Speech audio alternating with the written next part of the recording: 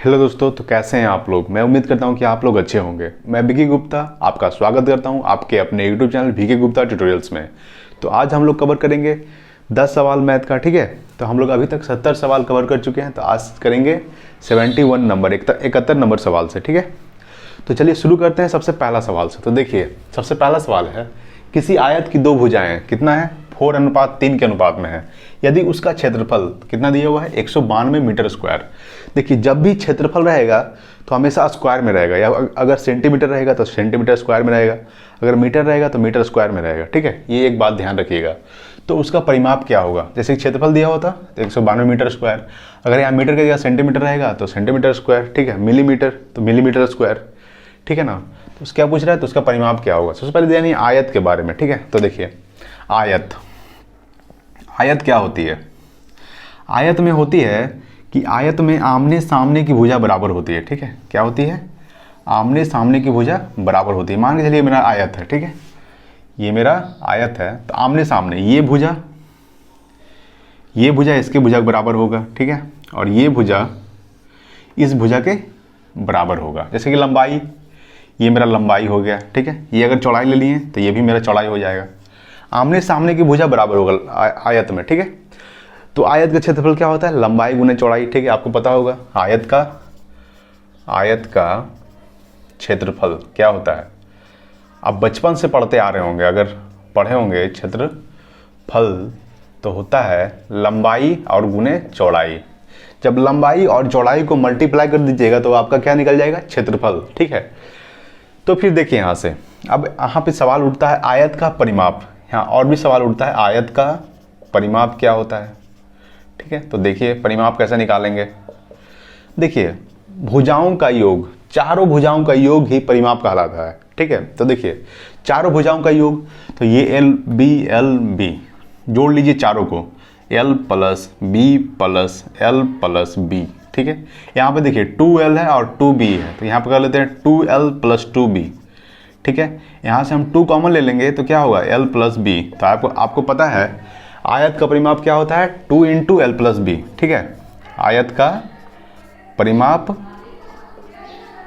क्या होता है, 2 × L + B। यहाँ से निकल गया। अगर आपको कोई बोल दे निकालने के लिए तो L B चारों भुजाओं का योग ही आयत का परिमाप कहलाता है। ठीक है, तो क्या हो जाएगा 2 × L + B। अब देखिए आयत का विकर्ण होता है। ठीक है, आयत का विकर्ण। ठीक है, आयत का विकर्ण होता है √L² + B², देखिए आयत का विकर्ण, जैसे कि आयत में 2 विकर्ण बन सकता है। ये पहला विकर्ण हो गया। ठीक है, ये दूसरा विकर्ण हो गया।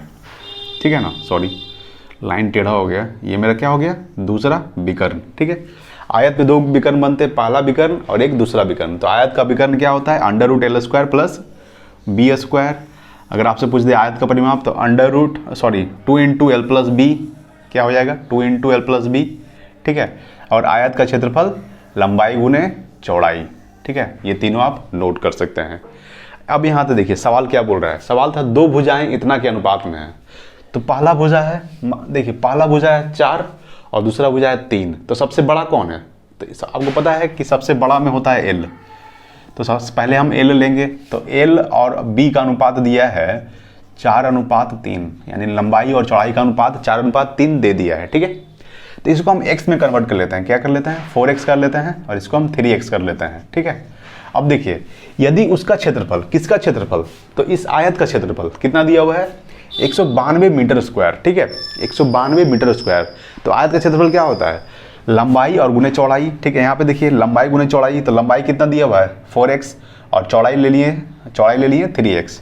यहाँ पे देखिए लंबाई गुने चौड़ाई कितना दिया हुआ है, 192 मीटर स्क्वायर, 192। ठीक है, 192 मीटर स्क्वायर यहाँ ले लेते हैं, मीटर स्क्वायर। ठीक है, लंबाई गुने चौड़ाई 192 मीटर स्क्वायर। तो L कितना है, 4x है, तो L की जगह 4x डाल दीजिए, गुने B कितना है 3x बराबर 192 मीटर स्क्वायर। अब दोनों को मल्टीप्लाई कर दीजिए तो चलती है 12x² बराबर 192 मीटर स्क्वायर। अब यहाँ से काटिए, 12 से 192 कितना बार कटेगा पता है, 16 बार में कट जाएगा। कितना बार में? 16 बार में, ठीक है। अब यहाँ से क्या आ जाएगा? X square equal to 16 metre square. अब देखिए यहाँ पे है एक्स स्क्वायर, अब स्क्वायर बराबर को उस साइड जाएगा तो क्या चढ़ा जाएगा? रूट चढ़ेगा, ठीक है। अब यहाँ पे रूट चढ़ा दीजिए, एक्स बराबर अंडर रूट क्या हो जाएगा? पूरा पे चढ़ जाएगा 16 मीटर स्क्वायर। अब यहाँ से क्या निकल जाएगा? एक्स बराबर 16 मीटर, ठीक है। ये मेरा क्या निकल गया? ये मेरा निकल गया क्या?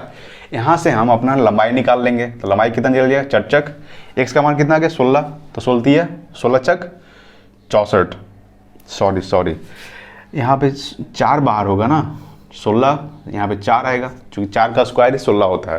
तो एक्स का मान कितना आ गया? 4 मीटर, ठीक है। अब यहाँ से पुट कर दीजिए एक्स का मान, तो 4 गुना 4, 4 चक 16 और 4 गुना 4, 3 गुना 4 12, यानी कि लंबाई मेरा निकल गया 16, ठीक है। लंबाई 16 और चौड़ाई कितना निकल गया? 12, ठीक है। यानी लंबाई है 16 और चौड़ाई है 12। अब निकालना क्या है? तो उसका परिमाप क्या होगा? तो परिमाप का फॉर्मूला क्या बताया था? 2 इंटू एल प्लस बी, ठीक है। 2 इंटू एल प्लस बी, यहाँ पे लिख लीजिए परिमाप। परिमाप आपने निकालना है तो फॉर्मूला होता है 2 इंटू एल प्लस बी, ठीक है। अब पुट कर दीजिए 2। अब यहाँ पे कितना एल कितना निकला था? 16 और बी 12, जोड़िएगा तो कितना आएगा? 2 28 आ जाएगा, ठीक है। 6 2 8 और 2 2, यानी 6 2 8 और 1 1 2, तो कितना हो जाएगा? 56 क्या हो जाएगा? मीटर, ठीक है। परिमाप कितना निकल गया? 56 मीटर, यानी कि ऑप्शन नंबर क्या हो जाएगा? ऑप्शन नंबर बी, ठीक है। हम आपको इतना बताएं थोड़ा समझाने के लिए डिटेल से। आपको डिटेल जानना बहुत जरूरी है, जब तक डिटेल से आप नहीं जानिएगा तब तक आप कुछ सही से सीख नहीं पाइएगा, ठीक है। इसलिए डिटेल्स हम आपको बता दिए हैं, इसको आप नोट कर लीजिए। अगर दिक्कत हो तो कमेंट बॉक्स में कमेंट कर सकते हैं, क्या प्रॉब्लम है, मैं आपको सॉल्व कर दूंगा, ठीक है। तो चलिए शुरू, नेक्स्ट देखते हैं 72 नंबर सवाल। तो दोस्तों नेक्स्ट है 72 नंबर सवाल, ठीक है। देखिए सवाल बहुत अच्छा है, बिल्कुल अच्छे तरीके से सीखिए, और एक बात और, लास्ट तक बने रहिए, और प्लीज़ देख रहे हैं वीडियो को तो प्लीज़ लाइक कीजिए, शेयर कीजिए, अगर नए हैं तो चैनल को सब्सक्राइब कीजिए, ठीक है। तो देखिए सवाल बोल रहा है 72 नंबर, दो संख्याएं किसी तीसरी संख्या से क्रमशः 35% तथा 50% अधिक है, पहली संख्या दूसरी संख्या के कितने परसेंट के बराबर है, ठीक है। सवाल को एक बार फिर से देख लीजिए। देखिए सवाल को जब तक समझिएगा नहीं तब तक आपसे बनेगा नहीं, ठीक है। दो संख्याएं किसी तीसरी संख्या से, यानी 3 संख्या का बात कर रहा है, ठीक है। एक पहली संख्या, ठीक है, एक दूसरी संख्या और एक तीसरी संख्या मान लेते हैं, ठीक है। दो संख्याएं किसी तीसरी संख्या से क्रमशः 35% तथा 50% अधिक है। दो संख्याएं, पहली संख्या दूसरी संख्या, तीसरी संख्या से 35% और 50% अधिक है। तीसरी संख्या तो हमको पता नहीं है, तीसरी संख्या हमको पता नहीं है ना, तो तीसरी संख्या हम कुछ मान लेते हैं, हम 100 मान लेते हैं, ठीक है, मान लेते हैं 100, ठीक है। तो कितना अधिक है? एक 35% अधिक है, एक 50% अधिक है, यानी पहली संख्या 35% अधिक है तो 100 में 35 अधिक कीजिएगा तो 135, और एक 50% अधिक है तो 100 में 50 जोड़िएगा तो 150 निकल गया अब, ठीक है। देखिए दो संख्याएं, ये दो संख्या किसी तीसरी संख्या से, तीसरी संख्या हमको पता नहीं था, तीसरी संख्या से 35% और 50% अधिक है, तो तीसरी संख्या हम 100 मान लिए तो अधिक कर दिए 135 और 50 अधिक किए तो 150, ठीक है। अब यहाँ से आप काट दीजिए 5 से, तो 5 से काटिएगा तो 27 बार में कटेगा, ठीक है। 5 से काटिएगा तो 5 तिया 15 और एक 0, और 5 से 20 बार में, यानी 27, 30 और 20 निकल गया। पहली संख्या 27 निकल गया, दूसरी संख्या 30 निकल गया, तीसरी संख्या 20 निकल गया। अब सवाल बोल रहा है पहली संख्या दूसरी संख्या के कितने परसेंट के बराबर है, ठीक है। पहली संख्या क्या है? 27। पहली संख्या दूसरी संख्या कितना है? 30। पहली संख्या जो है दूसरी संख्या के क्या में से गुना कितना मतलब कुछ मान लेते हैं x, कितने परसेंट, कितना परसेंट यहाँ कीजिएगा तो परसेंट नीचे 100 आ जाएगा, कितने परसेंट के बराबर है, यानी पहली संख्या दूसरी संख्या के कितने परसेंट के बराबर है, इक्वल है, ठीक है। अब यहाँ से काट दीजिए, 0 से 0 काटिएगा, यहाँ 3 से 9 बार में काटिएगा, यहाँ 10 बच रहा है, यहाँ x बच रहा है, तो x बराबर क्या हो जाएगा? 9 गुने 10, यानी x बराबर 90 आ जाएगा, यानी x का वैल्यू कितना आ जाएगा? 90। यानी कि पहली संख्या दूसरी संख्या के कितने परसेंट के बराबर है? तो 90% के बराबर है। कितने परसेंट? 90%, यानी ऑप्शन नंबर ए। यहाँ पे परसेंट दे सकते हैं, ठीक है। यानी कि 90% के बराबर है। ठीक है, सवाल कुछ नहीं था, बॉल इजी था। तीसरी संख्या हमको पता नहीं था। तीसरी संख्या हम मान लिए 100, ये 35% अधिक है तो ये 50%। 100 में 35 जोड़ दिए तो 135, 100 में 50 जोड़ दिए तो 150। यहाँ से काट दीजिए। अब बोल रहा था पहली संख्या दूसरी संख्या के कितने परसेंट के बराबर है। पहली संख्या 27 पहली संख्या, दूसरी संख्या कितने मतलब कुछ मान लेते हैं, x मान लेते हैं, x% तो परसेंट हटेगा तो नीचे 100 आएगा, बराबर है तो बराबर कर दें। यहाँ से x का मान आ गया 90%। तो चलिए अगला देखते हैं 73 नंबर सवाल। माँ बाप का दिल जीत लो, माँ बाप का दिल जीत लो कामयाब हो जाओगे, वरना सारी दुनिया जीत कर भी हार जाओगे। ठीक है, तो माँ बाप का ख्याल रखिए। ठीक है, देखिए अगला 73 नंबर सवाल है। 4 लगातार आने वाली सम संख्याओं का औसत कितना है? 27 है। ठीक है, 4 लगातार आने वाली सम संख्याओं का औसत यानी कि एवरेज, ठीक है, कितना है? 27 है। तो उनमें सबसे बड़ी संख्या क्या होगी? उनमें सबसे बड़ी संख्या क्या होगी? तो सबसे पहले आप जानिए एवरेज के बारे में। अगर आपसे बोल दे कि एवरेज निकालिए किसका, तो देखिए 2, 3, 4, 5, 6 यानी इतना संख्या है। इन संख्याओं का आप एवरेज निकाल कर बताइए। क्या? एवरेज। एवरेज क्या होगा? ठीक है, यानी कि एवरेज क्या होगा? एवरेज बराबर व्हाट। तो आप कैसे निकालिएगा? तो आपको एवरेज के लिए आनी चाहिए कुछ थोड़ा सा भी। जैसे कि देखिए एवरेज निकालने के लिए क्या होता है? कुल संख्या, ठीक है, यानी कुल संख्याओं का योग बटा कुल संख्या। कुल संख्याओं का योग यहाँ लिख सकते हैं कुल संख्याओं का योग। ठीक है, कुल संख्याओं का योग अब बटा कुल संख्या, बटा कुल संख्या। कुल संख्याओं का योग बटा कुल संख्या। कुल संख्याओं का योग कीजिए तो 6 5 11 11 4 13 13 3 सॉरी 6 5 11 11 4 15 15 3 18 18 2 20। ठीक है, जोड़ दीजिए, यानी कुल संख्याओं का योग यहाँ पे कर दीजिए। यहाँ पे 2 + 3 + 4 + 5 बट +6 और कुल संख्याओं का योग बटा कुल संख्या। कुल संख्या कितना है? तो 1 2 3 4 5 बटा 5 कर दीजिए। तो कुल संख्या जोड़ के कितना आ गया था ऊपर? 20 बटा 5। तो 5 से 20 कितना बार में? 4 बार में। जो 4 निकला है ना, ये मेरा क्या है? ये मेरा एवरेज है। किसका है? तो इन संख्याओं का एवरेज है 4। ठीक है, यानी कि एवरेज निकालने के लिए कुल संख्याओं का योग बटा कुल संख्या। ठीक है, इतना आप अभी ध्यान रखिए, उसके बाद मैं आगे आपको बताऊंगा। ठीक है ना। तो देखिए ऊपर सवाल क्या बोल रहा था? तो सवाल था 4 लगातार आने वाली सम संख्याओं का योग 27 है, तो उनमें सबसे बड़ी संख्या क्या होगी? तो देखिए 4 लगातार, यहाँ पे तो हमको पता नहीं है क्या मानना है, तो हम मान लेते हैं x। ठीक है, x मानते हैं। अब 4 लगातार करना है x, तो x + 2 लेंगे फिर। ठीक है, फिर x प्लस क्या लेंगे? 4 लेंगे। ठीक है ना, चूंकि सम संख्या है। ठीक है, यानी 4 लगातार आने वाली सम संख्या बोल रहा है। ठीक है, फिर x + 6 लेंगे। एक संख्या, 2 संख्या, 3 संख्या, 4 संख्या, हो गया 4 संख्या। 4 लगातार आने वाली सम संख्या, तो उनमें सबसे बड़ी संख्या क्या होगी? अब इनका योग, 4 लगातार आने वाली सम संख्याओं का औसत कितना है? 27। हम आपको क्या बताए थे अभी? ये 4 संख्या है। औसत निकालने के लिए क्या बताए थे? यहाँ से अगर हम एवरेज निकालेंगे तो क्या होगा? कुल संख्याओं का योग बटा कुल संख्या। तो कुल संख्याओं का योग मतलब इन चारों संख्याओं का योग करेंगे पहले, तो x + x + 2 + x + 4 + x + 6 ऊपर जोड़ दीजिए चारों को, बटा क्या करेंगे? बटा क्या करेंगे? तो उन 4 संख्याओं का योग बटा कुल संख्या। तो कितनी संख्या? 1 2 3 4, तो 4 बटा कर देंगे। ठीक है, अब देखिए 4 लगातार आने वाली सम संख्याओं का योग, 4 लगातार आने वाली सम संख्याओं का औसत 27 है। ये जो 4 लगातार आने वाली सम संख्याओं का औसत 27 है, यानी कि यहाँ पे जो एवरेज दे दिया 27 दे दिया है। ठीक है, यहाँ पे जो एवरेज दे दिया है मेरा, यहाँ पे एवरेज ना देके यहाँ पे 27 दे दिया है। ठीक है, यानी इस औसत ये औसत के बराबर है। अब यहाँ से हम x का मान निकालेंगे, तो जोड़िए ऊपर, ये हो जाएगा 27 बराबर एक, कितना x है? 1 2 3 4, 4x प्लस 6 4 10, 10 2 12, 12 बटा 4। ठीक है ना। अब यहाँ पे आप मल्टीप्लाई कर दीजिए, तो 7 × 28 के 8, यानी 4 को 27 में मल्टीप्लाई कर दीजिए। 27 × 4 बराबर क्या हो जाएगा? 4x + 12। ठीक है, मल्टीप्लाई कीजिए। 7 × 28 के 8, हाथ में रहा 2, 4 दूनी 8 और 2 10। ठीक है। 7 चक 28 के 8 हाथ में रहा 2, 4 दूनी 8, 2 10। यहाँ पे क्या हो जाएगा -12 कर दीजिए बराबर 4x। ये बराबर की साइड ला दीजिए तो कितना बचेगा यहाँ पे? यहाँ बचेगा 96। क्या बचेगा? 96 बराबर 4x। तो यहाँ से x का मान कितना आ जाएगा देख लीजिए। x का मान आएगा 96/4। x का मान आ जाएगा, काटे कितना बार कटेगा?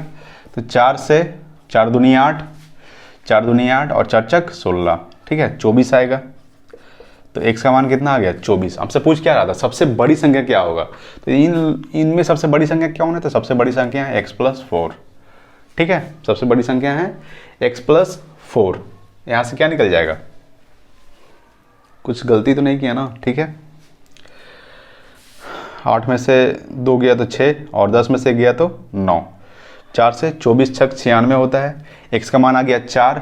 सबसे बड़ी संख्या निकालना है तो यहाँ पे कर दीजिए x का मान रखिए 24 + 6 कितना हो जाएगा? 4 4 10 यानी कि 30 मेरा क्या हो जाएगा? आंसर हो जाएगा, यानी ऑप्शन नंबर डी। अगर आपसे पूछता सबसे छोटी संख्या तो सबसे छोटी संख्या क्या होना? x, तो x का मान 24 ही हो जाता। अगर ये पूछता तो कितना हो जाता? 26। अगर ये पूछता तो 28, बीच वाली संख्या, ठीक है ना। तो मेरा क्या पूछा था? सबसे बड़ी संख्या, सॉरी सबसे बड़ी संख्या था x+6, तो मेरा निकल गया 30। तो चलिए फिर नेक्स्ट देखते हैं 74 नंबर सवाल। नेक्स्ट देखते हैं 74 नंबर सवाल, ठीक है। ये भी बहुत अच्छा सवाल है। तो सवाल देखिए क्या बोल रहा है। किसी समचतुर्भुज ABCD का परिमाप 100 सेंटीमीटर है। यदि विकर्ण की AC की लंबाई 14 सेंटीमीटर है तो BD की लंबाई क्या होगी? ये मेरे 4 ऑप्शन हैं। तो देखिए सबसे पहले समचतुर्भुज बनाते हैं, ठीक है, जिसकी सभी भुजाएं बराबर है, ठीक है ना। तो ये मेरा क्या हो गया? समचतुर्भुज, ठीक है। अगर थोड़ा सा लाइन सही नहीं है तो कोई बात नहीं, आप समझ लीजिए कि समचतुर्भुज है, ठीक है ना। समचतुर्भुज हो गया, ठीक है। अब बोल रहा है कि एक समचतुर्भुज ABCD का परिमाप, यानी ए नामकरण कर देते हैं ABCD कर देते हैं, ठीक है। एक समचतुर्भुज ABCD जिसकी सभी भुजाएं बराबर है। अगर ये A है तो ये भी A हो जाएगा, ये भी A होगा, ये भी A होगा, ठीक है। क्या होगा?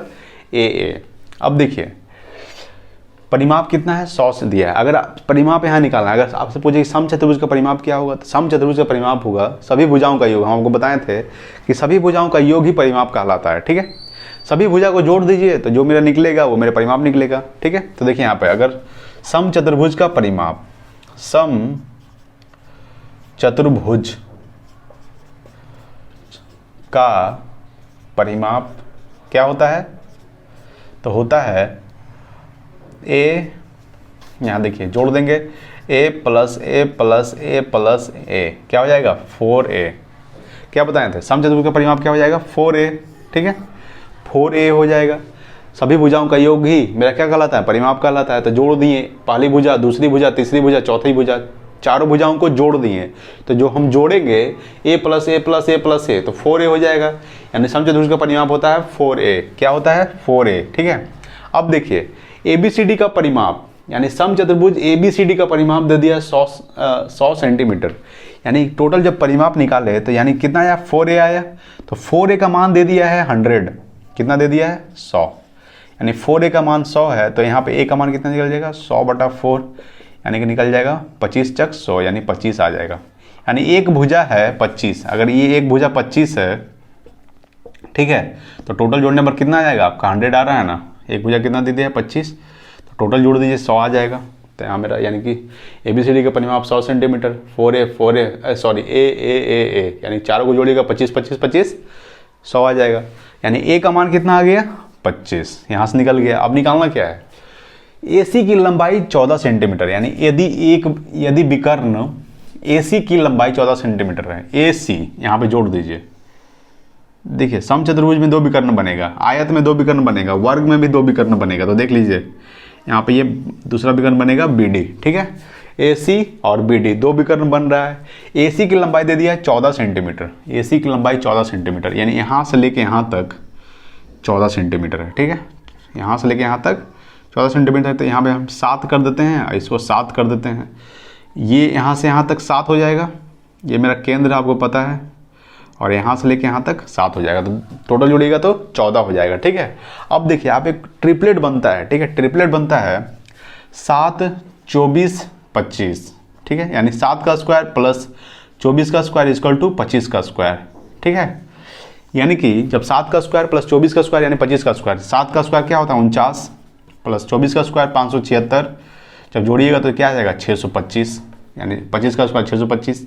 ठीक है, तो यहाँ अगर यहाँ देखिए आप त्रिभुज बन रहा है, ये भी देख लीजिए त्रिभुज बन रहा है ना, ये रेड पेन से देख लीजिए। ठीक है, नहीं दिख रहा है, सॉरी 1 मिनट।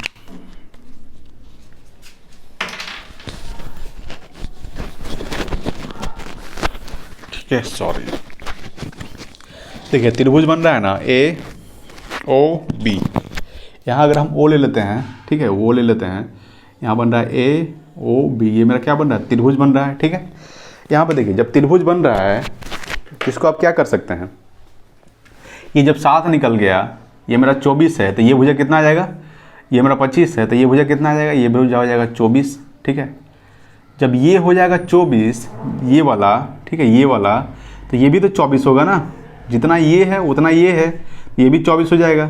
ठीक है, तो हम हमसे पूछ क्या रहा है, तो BD की लंबाई पूछ रहा है, तो ये BD यहाँ से यहाँ तक हो गया, तो 24 और ये 24 कितना हो जाएगा 48, यानी BD की लंबाई कितनी हो जाएगी, BD की लंबाई 48 सेंटीमीटर। यही तो निकालना था। ऑप्शन नंबर क्या हो जाएगा, ऑप्शन नंबर डी। ठीक है, ऑप्शन नंबर डी।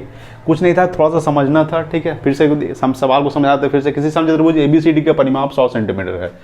यहाँ देखिए समचतुर्भुज बना दी, समचतुर्भुज में 2 विकर्ण बनता है, वर्ग में भी 2 विकर्ण बनेगा और आयत में भी 2 विकर्ण बनेगा। ठीक है, तो इसमें हम पहले तो ए परिमाप निकाल लिए, 4a आया। ठीक है, पर समचतुर्भुज का परिमाप होता है 4a, 4a बराबर है 100 के, तो a का मान कितना आ गया 25, यहाँ वैल्यू पुट कर दिए। ठीक है, 25 25 25। ठीक है, अब देखिए अब हमको AC की लंबाई दिया हुआ था 14, यहाँ A और C तक लंबाई 14 दिया हुआ था, हम इसको 7 में कन्वर्ट कर दिए, तो 7 7 14 हो जाएगा।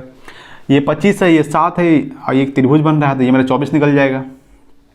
ठीक है, अब 24 निकल गया, तो ये मेरा जब 24 निकलेगा तो BD की लंबाई पूछ रहा था, तो यहाँ से यहाँ तक कितना हो जाएगा, जब ये यहाँ से केंद्र से लेकर यहाँ तक 24 है, तो ये भी यहाँ से यहाँ तक 24 होगा, तो 24 24 48, यानी कि ऑप्शन नंबर क्या था, डी था। ठीक है, चलिए अगला सवाल देखते हैं।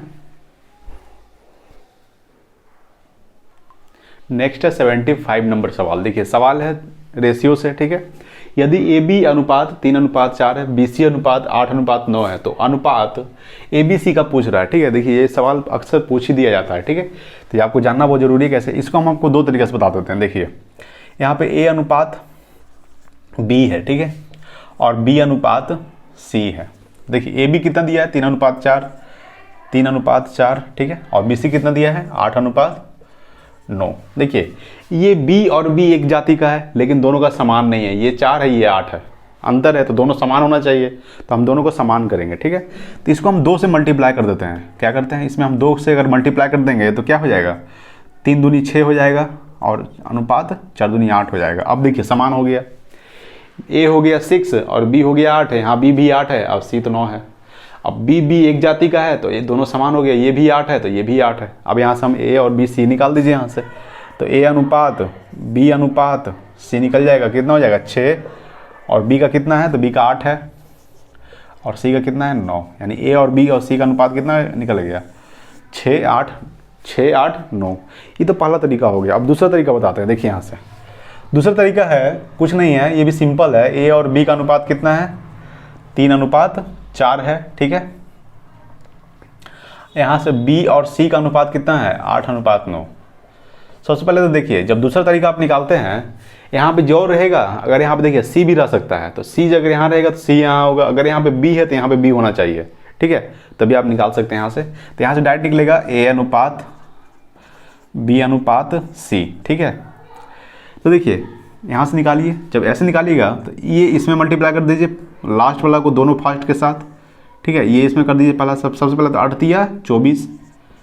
ठीक है, फिर 8 चक 32, फिर लास्ट वाला को लास्ट के साथ, तो 9 चक 36।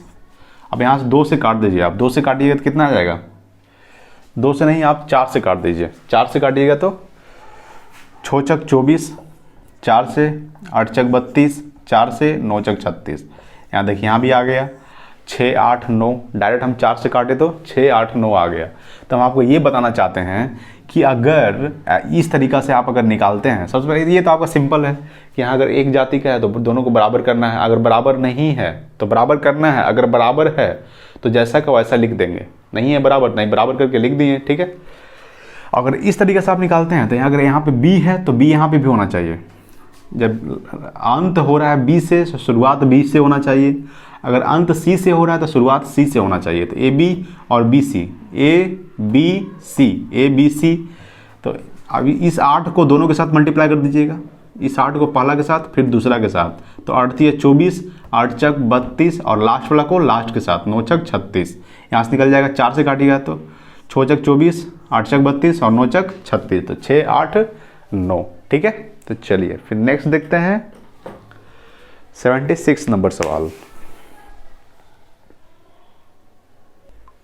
नेक्स्ट है 76 नंबर सवाल, ठीक है। सवाल देखिए क्या बोल रहा है, किसी परीक्षा में कुल विद्यार्थियों के 35% विद्यार्थी हिंदी में, ठीक है। देखिए कुल विद्यार्थियों के 35% विद्यार्थी हिंदी में, ठीक है, और 45% विद्यार्थी अंग्रेजी में तथा 20% इन दोनों विषयों में फेल हुए हैं। यहाँ पे जो शुरुआत में हम फेल की बात कर रहे हैं, ठीक है, यानी कि फेल की बात कर रहे हैं, तो हमको निकालना है क्या, पास निकालना पड़ेगा। जब फेल की बात हो तो पास निकालिएगा, जब पास की बात होगा ऊपर में तो फेल निकालना पड़ेगा। यानी दोनों तो बस खेल है, दो चीज़ का खेल है, पास और फेल का, ठीक है। अगर आप एग्ज़ाम देते हैं या तो आप पास होइएगा या तो फिर फेल होइएगा, ठीक है, बीच में नहीं है आपकी, बीच में तो रह ही नहीं सकेगा, या तो पास या तो फिर फेल। तो देखिए वही बात है, किसी परीक्षा में कुल विद्यार्थियों के 35% विद्यार्थी हिंदी में, 45% विद्यार्थी अंग्रेजी में तथा 20% विद्यार्थी इन दोनों विषयों में फेल हुए हैं, ठीक है। तो कितने % विद्यार्थी पास हुए हैं। तो देखिए जब भी आपका पास और फेल की बात करें कि ये एक हिंदी में पास हुआ और दूसरा अंग्रेजी में पास हुआ और इन दोनों विषयों में फेल हो गया, ठीक है, तो इसका देखिए एक सॉल्यूशन है। सॉल्यूशन ये है कि हिंदी, क्या बात करें, हिंदी प्लस इंग्लिश और माइनस कर देंगे हिंदी और इंग्लिश। आप यहाँ पे समझिए हम समझाना क्या चाह रहे थे कि जब ऊपर देखिए कुल विद्यार्थियों को 35% हिंदी में तथा 45% अंग्रेजी में तथा दोनों विषयों में फेल हो रहा है, ठीक है, फेल की बात कर रहा है, तब से पूछा तो कितने % विद्यार्थी पास हुए हैं, ठीक है। तो जो अंग्रेजी और हिंदी दोनों को जोड़ेंगे और जो दोनों विषय में फेल हुआ उसको हम माइनस कर देंगे। तो देखिए अंग्रेजी हिंदी कितना 35%, 35 प्लस 45 है इंग्लिश कितना है 45, माइनस कर देंगे दोनों में, चूंकि इन दोनों विषयों में फेल हो रहा है, हिंदी में भी और इंग्लिश में भी, ठीक है। तो हिंदी इंग्लिश दोनों में है तो 20% क्या कर देंगे, माइनस कर देंगे। अब जोड़ दीजिए तो कितना आएगा, 5 5 10 का 0, हाथ में रहा 1, 4 3 7 1 8, माइनस 20, यानी कि जब माइनस 80 में 20 जाएगा तो 60% क्या है, ये जो मेरा 60% निकला है ये मेरा क्या निकला है, फेल निकला है, ठीक है। ये मेरा क्या है, फेल। जब 60% फेल है तो पता है कोई भी स्कूल में जब टोटल 100% होता है, स्कूल में बच्चा 100% ही होगा ना, ठीक है, 100% होता है, तो जब 60% फेल हुआ तो पास कितना हुआ होगा, 40%, तब ना जाकर दोनों जोड़ के 100% आएगा, ठीक है, समझ रहे हैं कि नहीं। तो विद्यार्थी कितने पास हुए हैं, तो 40%, यानी ऑप्शन नंबर डी। देखिए जब भी आपका पास और फेल की बात करें कि एक हिंदी में पास हुआ और अंग्रेजी में पास हुआ और दोनों विषयों में फेल हो गया, ठीक है। कभी कभी आपका यहाँ अगर दोनों विषय में पास हो गया, जब पास दिया रहेगा तो फेल पूछेगा, जब यहाँ पे फेल दिया है तो पास पूछा है, यानी कोई चीज़ अपोजिट ही रहेगा, ये नहीं कि फेल दिया है फेल ही पूछेगा। जब फेल दिया रहेगा तो पास पूछेगा, जब फेल दिया ही है तो फेल क्यों पूछेगा। जो मान यहाँ पे देखिए, मान लीजिए फेल दिया है, ठीक है, फेल हुए हैं, तो अगर मान लीजिए विद्यार्थी कितने पास फेल हुए, ये कभी सवाल ऐसा पूछ ही नहीं सकता है, ठीक है। जब भी पूछेगा तो आपसे पास पूछेगा, नहीं तो फिर फेल पूछेगा, जो भी दिया रहेगा वही पूछेगा, ठीक है ना। तो आपको हम समझा दिए हैं कि अंग्रेजी में कितना % था, 35%, और हिंदी में 35%, अंग्रेजी में 45%। तो दोनों को जोड़ देना है और दोनों विषयों को उन दोनों को जोड़ के घटा देना है, तो जितना भी आएगा, जैसे फेल था 60% और पास कितना हो गया 40%, ठीक है ना। तो चलिए फिर नेक्स्ट देखते हैं 77 नंबर सवाल। नेक्स्ट है 77 नंबर सवाल, परसेंटेज से है, ठीक है। सवाल है किसी कक्षा में लड़कियों की संख्या लड़कों की संख्या से 20% अधिक है। जो लड़कियों की संख्या है ना, लड़कों की संख्या से 20% अधिक है। यानी कि यहाँ सबसे ज़्यादा कॉलेज में है लड़की, ठीक है, जो कि लड़का होना चाहिए। कोई बात नहीं, हमको सवाल बनाना है, ठीक है। इस कक्षा में कुल 66 विद्यार्थी है। यदि कक्षा में 4 और लड़कियां भर्ती कर ली जाए तो लड़कों और लड़कियों की संख्या का अनुपात क्या होगा, ठीक है। इस परसेंटेज के साथ साथ इसमें अनुपात भी जोड़ दिया, रेशियो भी जोड़ दिया। तो देखिए सवाल बनाना है। लड़कियों की संख्या लड़कों की संख्या से 20% अधिक है। सबसे पहले तो गर्ल ले देते हैं, उसके बाद ले देते हैं बॉय। लड़कियों की संख्या लड़कों की संख्या से 20% अधिक है। लड़कों की संख्या से 20% अधिक है लड़कियों की संख्या। तो लड़कों की संख्या हमको पता नहीं है, तो हम कुछ मान लेते हैं। हम इसको मान लेते हैं 100। कितना मान लेते हैं? 100, ठीक है। जब 100 मान लेंगे लड़कों की संख्या, तो लड़कों की संख्या से लड़कियों की संख्या 20% अधिक है। तो 100 में 20 जोड़ेंगे तो कितना हो जाएगा? 120, ठीक है। अब यहाँ से कटा दीजिएगा तो 0 से 0 होगा। 2 से 6 बार में, 2 से 5 बार में, ठीक है। यानी 2 पचे 10 और 6 दूनी 12, यानी कि 6:5 निकल गया। कितना निकल गया? 6:5। यानी गर्ल की और बॉय का रेशियो निकल गया 6:5। अब देखिए इस कक्षा में कुल 66 विद्यार्थी है। अब गर्ल अनुपात के रूप में 6 और 5 है। अब विद्यार्थी टोटल कितना है? 66 है। यानी कि 6, 5, 11 का वैल्यू दिया है 66। कितना दिया है? देखिए यहाँ से 11 का वैल्यू दिया है, 11 का वैल्यू 66। तो 1 का वैल्यू कितना हो जाएगा? 66/11, यानी कि 6। कितना हो जाएगा? 6। 1 का वैल्यू है 6, तो 6 का वैल्यू कितना हो जाएगा? 6 × 6 36, और 5 का वैल्यू 5 × 6 30। यानी कि गर्ल कितना है? 36 और बॉय है 30। तब ना दोनों जोड़ के हो जाएगा 66। यानी इस कक्षा में कुल कितना विद्यार्थी है? तो 66 विद्यार्थी है। यानी विद्यार्थी गर्ल कितना है? 36 गो है और बॉय है 30 गो। दोनों मिला के 66 गो। तो गर्ल सबसे ज़्यादा 36 और बॉय कम है 30। अब सवाल बोल रहा है यदि कक्षा में 4 और लड़कियों भर्ती कर ली जाए। देखिए लड़कियों को और जोड़ रहा है, यानी कि गर्ल को 4 गो इसमें और ऐड कर दीजिए। तो कितना हो जाएगा? 40, ठीक है, 40 हो जाएगा। अब बोल रहा है तो लड़कों और लड़कियों की संख्याओं का अनुपात क्या होगा। अब देखिए गर्ल, लड़का सबसे पहले दे रहा है। देखिए लड़का सबसे पहले, तो सबसे पहले बॉय लेंगे, बॉय और गर्ल। तो देखना है आपको कि लड़का दे रहा है कि लड़की। अगर लड़का देगा तो सही है, आपको लड़का लिखना है, नहीं तो फिर आपका ऑप्शन के तौर पे गलत हो जाएगा, ठीक है। तो यहाँ पे देखना है लड़का दिया आगे और लड़कियों की संख्या का अनुपात पूछ रहा है। तो बॉय और गर्ल, यहाँ पे देखिए पहले गर्ल और बॉय दिया था, इसलिए कंफ्यूजन नहीं होना, ठीक है। तो बॉय कितना है? 30 है, दोनों का रेशियो निकालना है। और गर्ल कितना हो गया? 40। यहाँ से 0 से 0 यानी 3:4। ऑप्शन देख लीजिए किस में है, तो ऑप्शन नंबर है बी में, ठीक है। देखिए हम आपको इतना टाइम लेते हैं समझाने के लिए कि आप बिल्कुल अच्छे तरीके से समझे। ये कोई भी बच्चा आराम से सीख जाएगा, ठीक है। आपको हम समझा के पढ़ा रहे हैं, स्पीड में नहीं पढ़ा रहे जो आपको समझ में नहीं आएगा, ठीक है ना। तो ये मेरा आंसर हो गया, ठीक है। देख लीजिए फिर से एक बार देख लीजिए। लड़कियों की संख्या लड़कों की संख्या से 20% अधिक है। तो हम बॉय मान लिए 100, तो 20% अधिक तो 120 कर दिए। यहाँ से हम काटा दिए तो 6 और 5 निकल गया, ठीक है। यानी अनुपात के रूप में 6 और 5 निकल गया। यानी गर्ल 6 है और बॉय 5। अब देखिए इस कक्षा में कुल 66 विद्यार्थी है, लेकिन हमको पता नहीं है ना 66 विद्यार्थी में गर्ल कितना है, बॉय कितना है। सबसे पहले तो इन दोनों को हम जोड़ दिए, 6, 5, 11। 11 का वैल्यू 66, तो 1 का वैल्यू 6, तो 1 का वैल्यू 6 है, तो 6 का वैल्यू 6 × 6 36 और 5 6 5 30, ठीक है। यानी गर्ल कितना था? तो गर्ल था 36 और बॉय कितना था? तो बॉय था 30, ठीक है ना। अब 4 लड़कियां और ऐड कर दिए गया, 4 लड़की और अब ऐड कर दिया गया, तो 36 4 40। अब 40 हो गया गर्ल। अब इन दोनों का रेशियो निकालना है 30 और 40 का, तो 30 और 40 0 0 3:4, यानी ऑप्शन नंबर बी हो गया, ठीक है। इसको नोट कर लीजिए। तो चलिए अगला सवाल चलते हैं, 78 नंबर सवाल। नेक्स्ट है 78 नंबर सवाल, ठीक है। स्पीड टाइम डिस्टेंस है, स्पीड डिस्टेंस एंड टाइम से, ठीक है। तो ये सवाल है, एक रेलगाड़ी 160 किलोमीटर प्रति घंटा की गति से चल रही है और इसकी लंबाई 180 मीटर है। किसकी लंबाई 180 मीटर है? तो रेलगाड़ी की, ठीक है। रेलगाड़ी द्वारा एक खंबे को पार करने में लगा समय ज्ञात करें, ठीक है। तब देखिए पूरे स्पीड डिस्टेंस टाइम में एक ही फॉर्मूला होता है, डिस्टेंस बराबर स्पीड गुने टाइम, यानी कि दूरी बराबर चाल गुने समय। क्या होता है? दूरी बराबर, ठीक है, दूरी बराबर चाल गुने समय, ये पूरा फॉर्मूला होता है। यही एक फॉर्मूला होता है जो पूरे सवाल को आप बना दीजिएगा स्पीड डिस्टेंस टाइम में, ठीक है। तो दूरी बराबर चाल गुने समय, यानी कि डिस्टेंस बराबर स्पीड गुने टाइम, ठीक है। जब चाल और समय को मल्टीप्लाई कीजिएगा तो मेरा क्या निकलेगा? दूरी निकलेगा, ठीक है। अगर यहाँ से आप स्पीड निकालिएगा तो डिस्टेंस बटा क्या हो जाएगा? टाइम।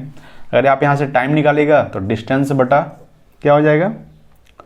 डिस्टेंस बटा स्पीड। हर हाल में डिस्टेंस ऊपर ही रहेगा। जब भी आप स्पीड निकालिएगा तो डिस्टेंस ऊपर रहेगा, जब टाइम निकालिएगा तो डिस्टेंस ऊपर रहेगा, ठीक है। जो बचेगा वो आपका नीचे।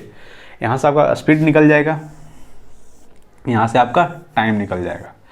जब आपका डिस्टेंस पता हो और स्पीड पता हो तो टाइम निकल जाएगा। जब आपका डिस्टेंस और समय पता हो तो स्पीड निकल जाएगा। जब आपका स्पीड और समय पता हो यानी टाइम पता हो तो आपका डिस्टेंस निकल जाएगा, ठीक है। तब देखिए यहाँ पे आप क्या क्या पता है वो आप देख लीजिए। एक रेलगाड़ी 160 किलोमीटर प्रति घंटा, 160 किलोमीटर प्रति घंटा यानी एक घंटा में 160 किलोमीटर तय करता है। ये आप समझना है यहाँ पे जरूरी है, ठीक है। और स्पीड कितना दिया है? तो 160 किलोमीटर प्रति घंटा, यानी एक घंटा में ये रेलगाड़ी 160 किलोमीटर तय करता है, ठीक है। यानी स्पीड कितना दे दी है? 160 किलोमीटर प्रति घंटा। फिर देखिए, और इसकी लंबाई, यानी कि लंबाई का मतलब होता है डिस्टेंस। जैसे कि यहाँ से यहाँ तक की लंबाई, तो इसको आप डिस्टेंस ही बोलिएगा, ए से लेके बी तक। मान लीजिए प्लेटफॉर्म नंबर ए से प्लेटफॉर्म नंबर बी तक अगर जाना है तो मेरा टोटल डिस्टेंस ही हो गया ना, ये लंबाई भी हो गया, इसको हम डिस्टेंस ही बोल सकते हैं। तो यहाँ देखिए, जब लंबाई कितना दिया है? 180 मीटर, ठीक है। यानी डिस्टेंस कितना है यहाँ पे? 180 मीटर में है। हमको आंसर किस चीज़ में चाहिए? सेकंड में चाहिए, ठीक है। अब देखिए यहाँ पे आपको कुछ दिया हुआ, स्पीड दिया है 160 किलोमीटर प्रति घंटा, यहाँ पे किलोमीटर प्रति घंटा में है, ठीक है। किलोमीटर प्रति घंटा, जो स्पीड है वो मेरा किलोमीटर प्रति घंटा है, तो इसको हम मीटर प्रति सेकंड में चेंज कर लेंगे। तो किलोमीटर को मीटर प्रति सेकंड में चेंज करने के लिए 5/18 से गुना करते हैं किलोमीटर को, ठीक है। मीटर प्रति सेकंड में चेंज करने के लिए 5/18 से क्या करते हैं? गुना करते हैं, ठीक है। तो हम इसको गुना कर दिए तो जितना भी आएगा, ठीक है। मान चलिए 160 यहाँ सब कटाइएगा तो कटेगा नहीं, ऐसे ना दीजिए, ठीक है। अब निकालना क्या है? तो रेलगाड़ी द्वारा एक खंबे को पार करने में लगा समय क्या होगा। जो देखिए, खंबे का कोई लंबाई होता है? खंबे का कोई लंबाई नहीं होता है, ठीक है। मान लीजिए खंबा है, इसको अगर रेलगाड़ी पार कर रही है, इसका कोई लंबाई ही नहीं होगा, जितना ट्रेन की लंबाई होगा वही होगा, ठीक है। तो कोई लंबाई नहीं हुआ, इसलिए को ऐड कर नहीं करेंगे, तो यहाँ पे क्या निकल जाएगा? समय निकालेंगे। तो टाइम बराबर क्या होता है? टाइम बराबर बताया तो डिस्टेंस बटा स्पीड। तो यहाँ पे यहीं से देख लीजिए, ठीक है। आपको बताएंगे टाइम बराबर डिस्टेंस बटा स्पीड। तो डिस्टेंस मेरा कितना है? डिस्टेंस है 180 बटा, तो स्पीड कितना निकल जाएगा? 160 गुने 5/18, 160 गुने 5/18। जब नीचे होगा तो 18 ऊपर मल्टीप्लाई कर दीजिए, ठीक है। 18 ऊपर मल्टीप्लाई हो जाएगा। अब यहाँ से काट दीजिए, 0 से 0 कटेगा, ठीक है। 2 से ही काटिए, 2 से 8 बार में, 2 से 9 बार में, 2 से 4 बार में और 2 से 9 बार में, यानी कि 9 81 बटा 5 20। जब इसको आप भाग दीजिएगा तो आएगा 4.05 सेकेंड, ठीक है। ये क्या आ जाएगा? 4.05 सेकेंड। ये मेरा क्या हो जाएगा? आंसर हो जाएगा, ठीक है। समझ गए होंगे, ठीक है। जो कुछ करना नहीं था, किलोमीटर प्रति घंटा को मीटर प्रति सेकंड में चेंज करना था, ठीक है। तो मेरा देखिए यहाँ पे मीटर प्रति सेकंड में आंसर आया ना, तो सेकंड में ऑप्शन भी था। ऑप्शन देखना है कि आपको सेकंड में आंसर दे रहा है या फिर घंटा में आंसर दे रहा है, ठीक है। तो उसी के अनुसार आप मैथ को बनाइए। तो देखिए, किलोमीटर प्रति घंटा था, मीटर प्रति सेकंड में चेंज करने के लिए 5/18 से गुना कर दिए, ठीक है। तो यहाँ जब गुना किए तो इस कट नहीं रहा तो ऐसे ही छोड़ दिए, इसको यहाँ पे डायरेक्ट लिख दिए और 18 ऊपर चल जाएगा। तो यहाँ काटिएगा तो 4.05 सेकंड आ जाएगा, ठीक है। अब देखते हैं 79 नंबर सवाल। नेक्स्ट है 79 नंबर सवाल, टाइम एंड वर्क से है, ठीक है। सवाल है, ए एक काम को 40 दिन में कर सकता है और बी वही काम को 30 दिनों में समाप्त कर सकता है, तो दोनों मिलकर यह काम को कितने दिनों में समाप्त कर लेगा, ठीक है। देखिए सवाल है, ए अकेला एक दिन में 40 दिनों में काम को समाप्त कर सकता है और बी वही काम को 30 दिनों में समाप्त कर सकता है। तो दोनों मिलकर इस काम को कितने दिनों में समाप्त करेगा, दोनों मिलकर। तो हमको यहाँ से टोटल वर्क निकालना है। क्या निकालना है? Total work. तो टोटल वर्क कितना हो जाएगा? टोटल वर्क हो जाएगा 120, ठीक है, 40 से 120 3 दिन में, ठीक है, और 30 से 120 4 बार में। यानी कि ये जो मेरा निकलता है टोटल वर्क, ये जो मेरा निकलता है 3 और 4, ये मेरा एक दिन का काम है। अगर ए एक दिन में 3 काम करेगा तो 40 दिन में 120 काम करेगा। अगर बी एक दिन में 4 काम करेगा तो 30 दिन में 120 काम करेगा, ठीक है। अब देखिए, तो दोनों मिलकर यह काम को कितने दिनों में समाप्त करेगा? ए का एक दिन का काम 3 है और बी का एक दिन का काम 4 है। तो दोनों मिलकर करेगा तो ए प्लस बी। टोटल काम कितना है? टोटल काम है 120। किस एफिशिएंसी से? तो बी का है 3 और ए का है 3 और बी का है तो 4, 4 3 7 जोड़ देंगे, ठीक है, 4 3 7, आगे 120/7। इसको आप तोड़ सकते हैं, जो ऑप्शन देख लीजिए, तो ऑप्शन में तोड़ सकते हैं आप। देखिए यहाँ पे 17.1/7 दिनों में काम को समाप्त कर देगा, यानी ऑप्शन नंबर ए हो जाएगा, ठीक है। जब कटता है तो काट दीजिए, अगर नहीं कटता है तो पूर्णांक में तोड़कर लिख दीजिए, ठीक है। यानी एक दिन में 40 काम करता है, बी एक दिन में 30 काम करता है, तो दोनों मिलकर इस काम को कितना दिन में समाप्त करेगा? टोटल वर्क हो गया 120, 40 से 120 3 बार में और 30 से 120 4 बार में। यानी ए का एक दिन का काम 3 है और बी का एक दिन का काम 4 है, ठीक है। और टोटल वर्क था 120। अब इस 120 काम को कितना दिन में समाप्त करेगा दोनों मिलकर? तो एफिशिएंसी है 7, तो 17.1/7 दिन में समाप्त कर देगा, ठीक है। चलिए आज का लास्ट सवाल देखते हैं, 80 नंबर सवाल, ठीक है। आज का लास्ट सवाल 80 नंबर सवाल, ठीक है। बहुत हल्का सवाल है लेकिन सब पूछा गया सवाल है, ठीक है। देखिए सवाल है P + Q = 2, P - Q यदि Q = 10 दिया है तो P का मान पूछ रहा है, ठीक है। बस Q का वैल्यू यहाँ पे पुट कर दीजिए। देखिए P है प्लस Q का मान कितना है? Q का मान दिया है 10, 10 पुट कर दीजिए, 2P - 10, ठीक है। Q का मान 10 रख दिए, यहाँ पे P + 10। अब दो को दोनों में मल्टीप्लाई कर दीजिए, 2P - 10 दूनी 20, ठीक है। अब यहाँ पे देखिए 10 है, इस 10 को 20 को इस साइड लाइए तो 30 हो जाएगा, सॉरी 20 को इस साइड लाइएगा तो प्लस में 20 हो जाएगा, ठीक है। और 2P और बराबर को साइड P लाइए तो -P हो जाएगा, ठीक है। 2P - P, तो P बराबर कितना हो जाएगा? 30, 10 और 20, 30, यानी P का वैल्यू कितना आ जाएगा? 30, ऑप्शन नंबर B। कैलकुलेशन करना था और कुछ नहीं था, ठीक है। तो चलिए आज के लिए इतना ही रहने दीजिए 80 नंबर सवाल तक, ठीक है। कल से चलते हैं 91 से लेके 90 तक, ठीक है ना, सॉरी 81 से लेके 90 तक। तो आज के लिए इतना ही। अगर आप वीडियो को देख रहे हैं प्लीज़ लाइक कीजिए, शेयर कीजिए, कमेंट कीजिए कैसा लगा प्लीज़ बताइए। और जब आप लाइक करते हैं तो मुझे मोटिवेट होता है, ठीक है ना, तो थोड़ा लाइक कर दिया कीजिए, बहुत अच्छा लगता है, ठीक है। और एक बात और, चैनल को सब्सक्राइब कीजिए, इस नीचे एक लाल बटन है उसको दबा कर दीजिए, पूरा जोर से दबाइएगा, ठीक है। तो आज के लिए इतना ही, मिलते हैं अगले वीडियो में। तो जय हिंद, वंदे मातरम।